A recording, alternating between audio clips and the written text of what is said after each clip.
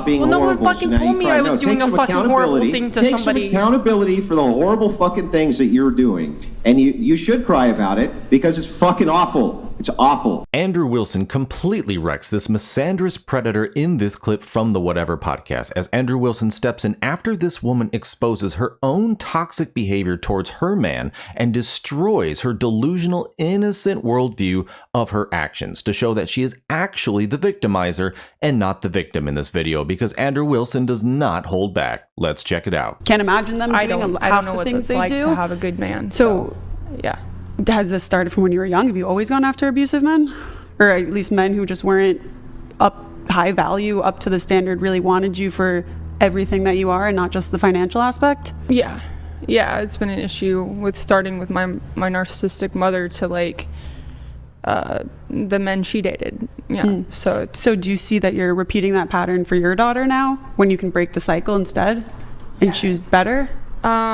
I've started to notice it more recently, and it's been very difficult to break something that's psychologically ingrained into me. I need that's not an overnight healing thing that you can just do overnight. That is a lot of work to put in.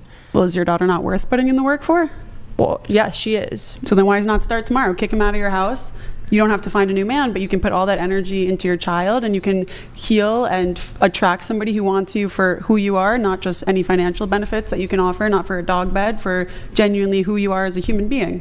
You know, I actually, the last week I've been, like, we've started fighting about stupid shit, and I was like, you know, I don't know why I'm doing this, but I've been doing it for a while, and it's not enjoyable like it was when we were first like connected. It was just a past relationship, and I'm dragging that along with me because I'm scared of like fully embracing being in the future and not in the past. And I think that's just trauma, just holding me back from being happy. The best advice I ever got. No, you're not a victim here. You got to let go. You're not a victim here. You're the victimizer here. You're the victimizer, not the victim. Like, Every time I see this pattern of when a woman is clearly victimizing a man, clearly victimizing him, they go, well, it's okay, don't give me too much pushback because after all I have former trauma. It's like, that's no excuse. I'm sorry, you don't get to do horrible things to people because horrible things were done to you. All of us have had horrible things done to us. All of us. No, you're no exception. Right? Everybody's had horrible things done to them in life, yeah, but also and have dealt with horrible challenges in life. Everybody has dealt with horrible challenges. Yeah. Right? What you're doing right now, right? You should be reflective because this is psychotic. It's psychotic and horrific, and you just got to stop. Right? You just got to stop doing it. It's horrific. Yeah, but I would say like no one's perfect. We can all learn from everything, and you know. Oh yeah. That's fine. You know, just go shoot a guy down the road and be like, well, you know, no one's perfect. You know, you got to live and learn. I mean, have you're a perfect person. What do you mean? I wasn't allowed to go shoot that? It's like, come on. Yeah, but you haven't made mistakes. You haven't made mistakes. You're perfect. Like, you haven't had trauma affect your life. Like, I just got done telling you that not only have I dealt with all sorts of personal baggage, trauma, all sorts of things, right? Just like everybody else has. That is not an excuse for me to be a horrible person. But you learn from it. I don't get a pass. Like, no one's ever going to be like, well, Andrew, you being a horrible bastard, I'm going to go ahead and give you the pass on that because of past trauma. But for some reason, reflexively, women go, because horrible thing done to me. I was a perfect angel till some man corrupted me, so therefore doing horrible things to other people is acceptable. It's not acceptable. I was traumatized. And Andrew Wilson is completely right. Look, everyone has had bad things happen to them, me included, and we all have to get through it at the same time. But past trauma, past this, hey, whoever hurt you, I get that. But you cannot use that moving forward in a relationship. And that's a lot of what women do. They will use past trauma to justify doing what they do to their man now. Oh, because of this guy, because of this guy. And this is why when you find a woman who has a high body count, know for a fact that she's going to have a lot of trauma. And no matter what, she's going to have some of that being used against you. She's not perfect, but it's just going to happen regardless. And this is the consequence of that. They're going to do things to other men, blame them, and justify their own consequences. And the cycle continues.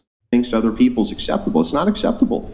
I was traumatized when a Zin was spitting my cup. I'm not spitting in anybody else's cup this time. I mean, I think I actually just saw you put something in my cup. You wish. What the fuck? Okay, all right. Thank you, Rachel, for the soup chat, by the way. It was collagen. Oh, there you go. Okay, we have a chat here from Lucas. Can you read it, Deborah? Yes.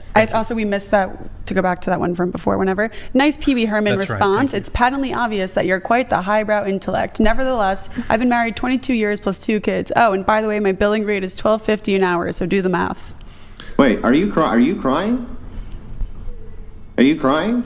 Are you crying because you did horrible fucking things to a person and you finally realized that you're doing horrible things to a person? No, I just You need to cry. It's good for you to cry. That's, you know what that's called? It's called taking responsibility. It's not like I get that, but you gotta understand, like, people aren't fucking perfect. People make mistakes, and we can learn from that. You shouldn't just be like, oh, I'm a fucking human being just because I didn't recognize something. I can change and I can grow Oh, from boo-hoo. Oh, you did a horrible thing to a person and it was pointed out that you need to stop being Well, horrible. no one fucking told me I was doing a fucking horrible thing to somebody. Take some accountability for the horrible fucking things that you're doing. And you should cry about it because it's fucking awful. It's awful.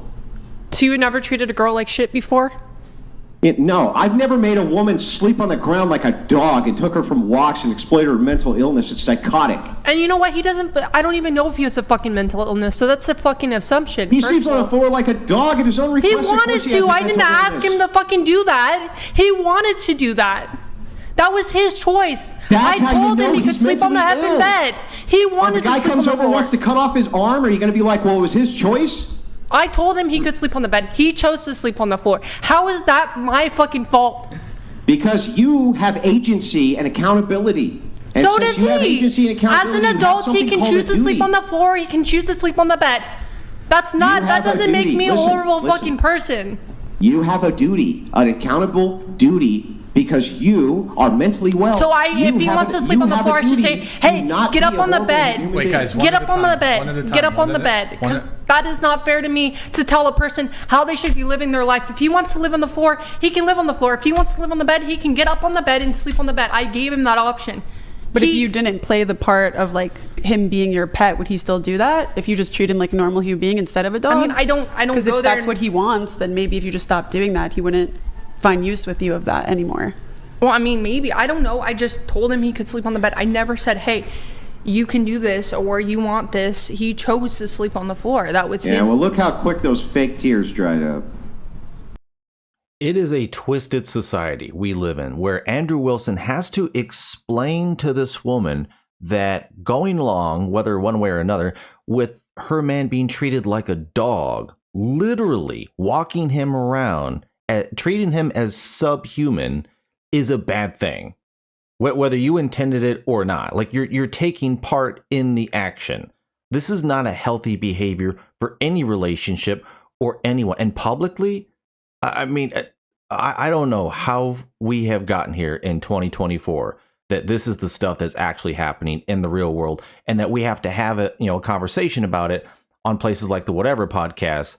And Andrew Wilson has to explain to this woman that you should not be doing this, that this is bad.